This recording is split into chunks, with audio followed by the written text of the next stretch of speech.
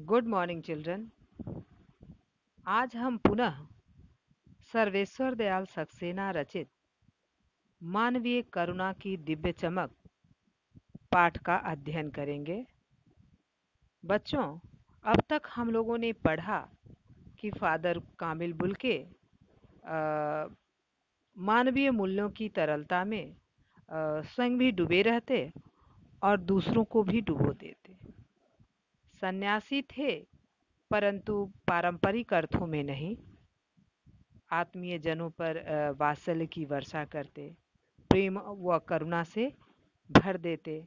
अपने प्रियजनों के लिए प्रेम, ममता, करुणा व स्नेह की भावना उनके मन में थी। मानवता के लिए अपार करुणा की भावना उनके मन में विद्यमान थी। चलिए पाठ को आगे पढ़ें।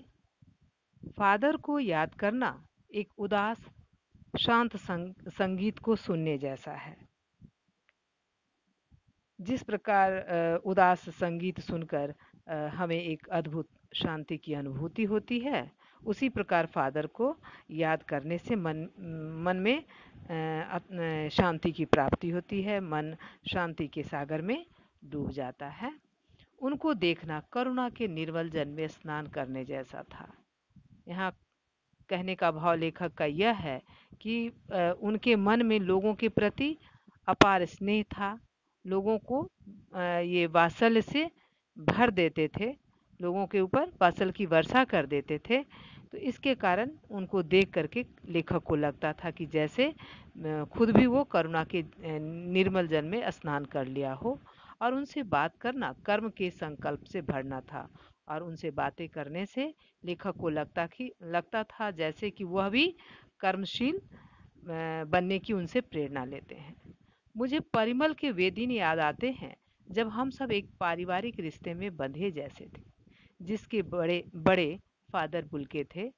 हमारे हंसी मजाक में वह निर्लिप्त शामिल रहते, हमारी गोष्ठियों में वह गंभीर बहस करते, हमारी रचनाओं पर बेबाक राय और सुझाव देते, और हमारे घरों के किसी भी उत्सव और संस्कार में वह बड़े भाई और पुरोहित जैसे खड़े हो हमें अपनी आशीषों से भर देते। परिमल निराला रचित काव्य संग्रह है। तो परिमल इलाहाबाद की एक साहित्यिक संस्था थी। इस संस्था से में फादर बुल्के और अन्य साहित्यकार भी जुड़े हुए थे।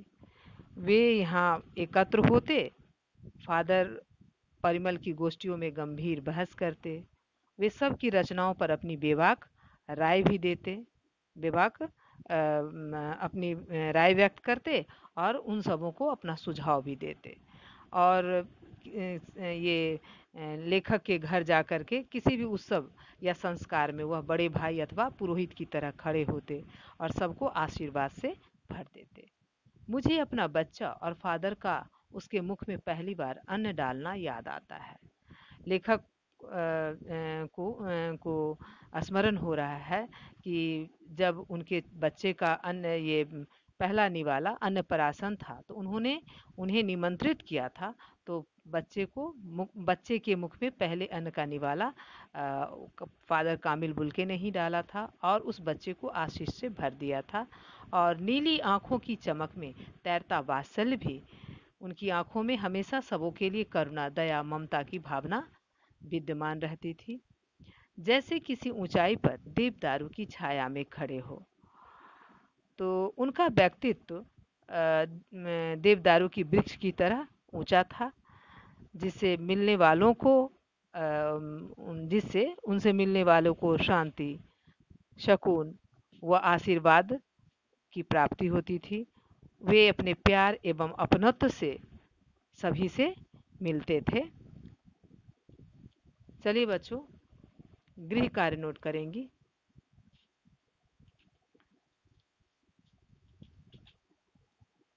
परिमल क्या है, उसमें फादर अपनी भूमिका का निर्वाह कैसे करते थे।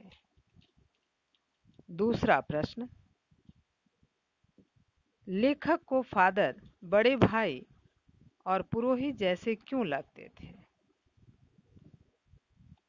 आज के लिए इतना ही। धन्यवाद।